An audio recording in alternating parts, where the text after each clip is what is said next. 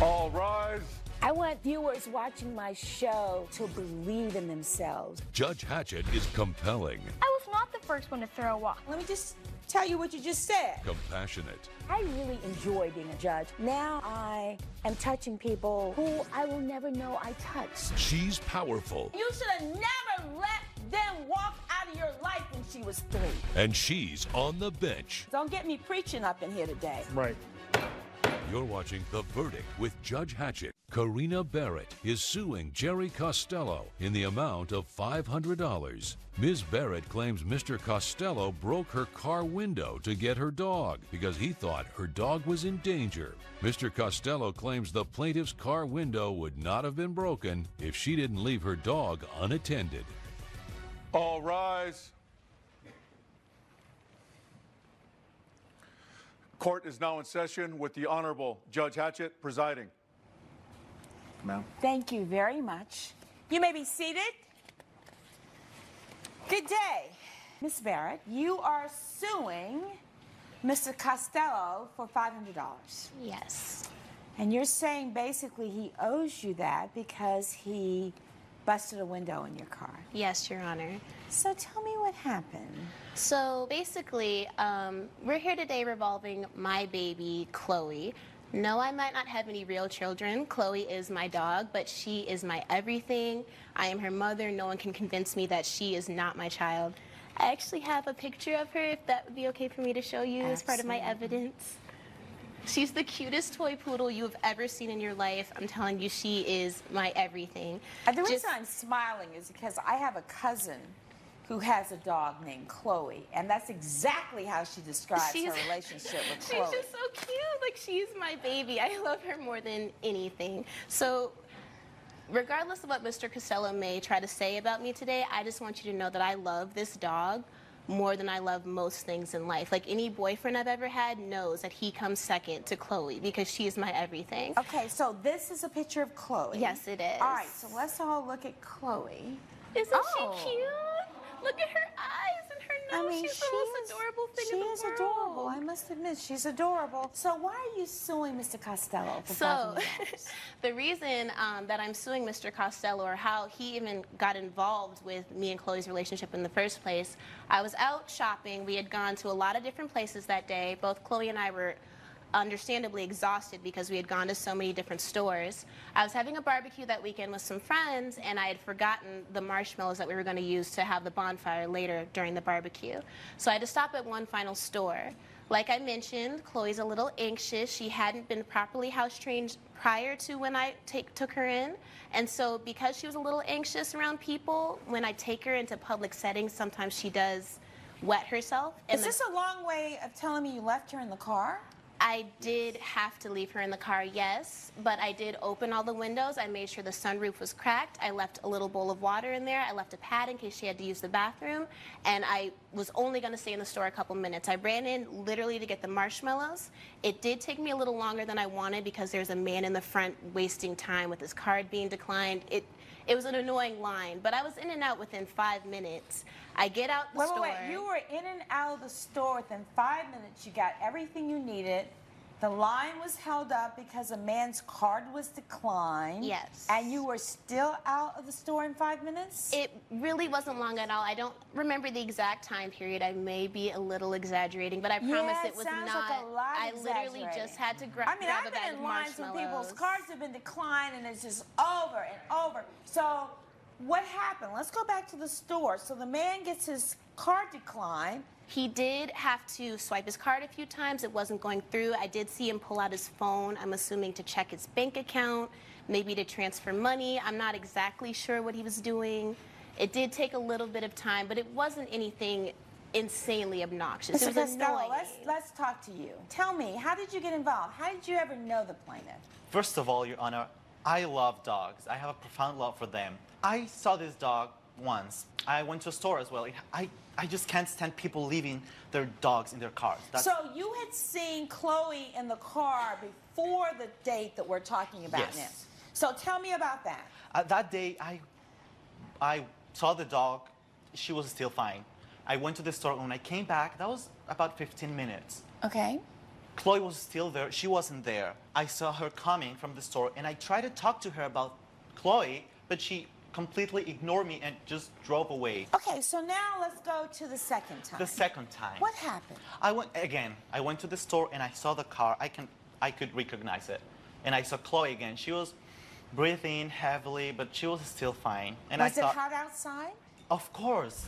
Coming up on The Verdict with Judge The Hatchett. police came and she got me arrested. So clearly the police agreed with me Because she that was he broke yelling into at my them, car. telling them that they have to do something. I saved the dog and she just got me arrested. Your Honor, to me that doesn't look like a man saving the day. That looks like a man who broke into my car. And later, It's only 1 hour out of the day, the session. I see my and daughter. you couldn't I make see my that daughter happen? every other weekend. 1 hour is nothing out of a whole And it's entire 45 weekend. minutes away from my house. closed captioning provided by. The Verdict with Judge Hatchett is back with the case of Karina Barrett, who is suing Jerry Costello for property damage. I went to the store. When I walked out of the store, Chloe was still there, and I saw a lot of people around the car. I looked through the window. Chloe was breathing heavily. She wasn't there. She was about to die. So I went to my car. I had a bat in my car, and I went back to her car, and I tried to break the window a couple of times. It was really hard to do it. When I did it, I opened the door, and I took Chloe outside of the car. She was breathing heavily. She needed water. She was needed probably air. afraid. I told you Chloe's and very then anxious she around came out strangers. and she was yelling at me, saying that I was trying to kidnap her dog, to take her dog away. He I broke into saved my her car life. and removed I my saved dog. her life. Clearly, you were gone in the store long enough for a group of people to gather around your car. People aren't going to come and cheer him on for breaking a window. They're going to be looking and cheering him on because, as I understand it from your testimony, there was a crowd already gathered when you walked to the car. Yes. And the point I want you to understand, Ms. Barrett, is that a crowd wouldn't gather in 5 minutes. It seems to me that you should be thanking him. Do you not see that? I'm saying that I would never do anything to endanger Chloe's life ever. But even if he wants to prove that I maybe wasn't being as attentive to her as I should have, the windows were open, the sunroof was open. How did he have to shatter my windows door are or my window this, to get like into my car? less than an The inch sunroof open. was open fully, so was- I feel like he could have reached There into was the no car. time. First of all, why would you leave the sunroof open fully so that somebody could just reach in and steal Chloe? To give her air, because I did have to run into the store. There was no way that I could take her home before going to the store. If the sunroof was all the way open, then somebody before Mr. Costello got there could have reached in and gotten her. So to me, that says maybe the crowd didn't get there before he had already gotten there. And if the sunroof was open, how come nobody else decided to try to reach in before he broke the Because window? I don't think the sunroof was open wide enough. I think that the windows were probably cracked enough to let a little air in, but I don't think a responsible dog owner would leave the windows down far enough that they could just reach in, unlock the door, and I can't imagine him going and getting a bat if the sunroof was wide open. That makes no sense to me. That was not the only thing. The police came and she got me arrested. So clearly the police agreed with me 'Cause she that was he broke yelling into at my them, car. telling them that they have to do something. I saved the dog and she just got me arrested. Your Honor, if you look at the evidence that I provided you with, you can see my car window is shattered. There's glass everywhere. To me, that doesn't look like a man saving the day. That looks like a man who broke into my car. So yes, I called the police, and they obviously agreed with me. Let's look at this. There are no open windows, particularly on that side. You said all the windows were cracked open. And then you had the nerve to call the police on Yes, this because man? my car was broken into. So let's think about this. Let's think about this. If Mr. Costello was trying to break into your car, why would he go to his car, get a bat in front of all these witnesses? If he was doing something illegal, why would he do it when there are all these witnesses? I honestly don't know his motivation. All I know is that my car was broken into and my car window is shattered and my dog is I frightened. had to save a dog. I just feel like that's not his decision to make, wasn't to for break me, into a Chloe car. will be dead, and she'll be dealing with another thing. You left this dog in a hot car. People gathered because they were concerned. This man comes and does what he thinks is right to get this dog out of the car, and then you call the police. When you were arrested, what happened? I had to pay about $1,000 for the court fines. They took me to prison. Miss Barrett, do you not feel that you should thank him? For breaking into my car? For no, saving I Chloe. don't. No, for saving my dog. For saving my dog from what? I was back in and out the store within a matter of minutes. My dog wasn't dying. That lie is not working in here. It was not a matter of minutes. You need to get a grip on this. It was not a matter of minutes. Now, maybe Chloe would have survived, but maybe she wouldn't have. We don't know. But what I do know is that the windows were not cracked. I do know that you were in that store longer than a few minutes. And you know what? If you don't have enough sense to realize that you owe this man a deep debt of gratitude, I'm going to make it really clear. Because instead of you getting $500, you're going to pay Mr. Costello $1,100 for him having to go through the hell that he went through by you calling the police. $1,500. I am ordering that the plaintiff pay Mr. Costello $1,500, and your claim is denied because you are being stubborn and hard-headed, and instead of having this man arrested, you should be thanking him. Judgment for the defendant of $1,500. So ordered. There you go. All rise. Judge Hatchett has ruled in favor of the defendant. The plaintiff has been ordered to pay the defendant $1,500. I guess I was in the store a little longer than I thought, but you still overreacted when you broke into my car. Maybe Chloe would have survived without me, but I was not going to take that chance. Coming up. It's only 1 hour out of the day, the session. I see my and daughter. you couldn't I make see my that daughter happen? every other weekend. 1 hour is nothing out of a whole And it's entire 45 weekend. minutes away from my house. Soraya Hill is suing Jamal Garrison in the amount of $350. Ms. Hill claims Mr. Garrison agreed to take their daughter to weight loss sessions, but when it was time to take her, he refused. Mr. Garrison claims he doesn't owe the plaintiff anything because getting a trainer was her choice. Ms. Hill, Mr. Garrison, you all have a dispute that you unfortunately could not work out. And from what I gather from the complaint, this has always been a situation where you always have been able to work through any of the issues. That you have a child in common, although you were never married, but you now have gotten to a point where you find it necessary to sue Mr. Garrison. Why? I'm suing my daughter's father for training sessions that I paid for our daughter. What kind of training sessions? Workout training sessions. And he agreed to take her to the training sessions, but he neglected to take her to the training sessions. So I had to sue him today for the money that I'm out of. So back up. Why did you decide that you were going to put your daughter in these training sessions? I want to know the background of this, and then I want to hear from you, Mr. Garrison. When she became 12 and got in the 6th grade where the kids started to ridicule her and make fun of her and tease her. And she came to me and told me that, and I decided to put her in the training sessions with me. We work out together.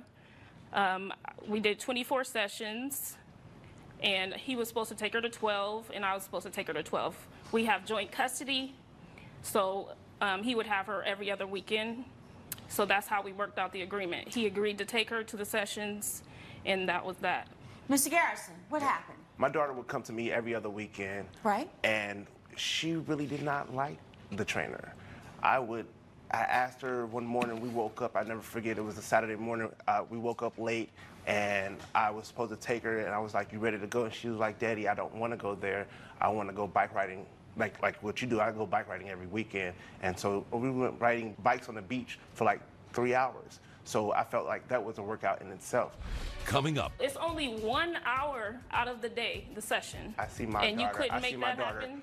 every other weekend. 1 hour is nothing out of a whole And it's entire 45 weekend. minutes away from my house. The verdict with Judge Hatchett is back with the case of Soraya Hill, who is suing Jamal Garrison for $350.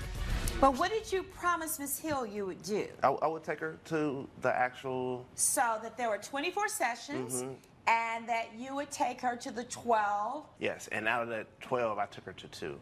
Just the fact that she wasn't comfortable there. At the same time, Your Honor, we will work out. Well, why not say that to Ms. Hill to say, look, on the weekends that I have her, what you said is I will take her. Why not just pick up the phone and call Ms. Hill and say, hey, you know, I'd like to do it differently on my weekends. Instead of going to the gym, why don't you spread these out, these 24 weeks out, take my weeks, you all continue to go, but on my weekends, let me tell you what we're gonna do. We're gonna bike, we're gonna hike, and then give her a log of the things that you did in the alternative. Would that not have made more sense than just not going? True, but at the same time, with her, it's so hard. She's always want to talk my head off on things and try to really beat me down when I want to do something my way on my weekend. It's only 1 hour out of the day, the session.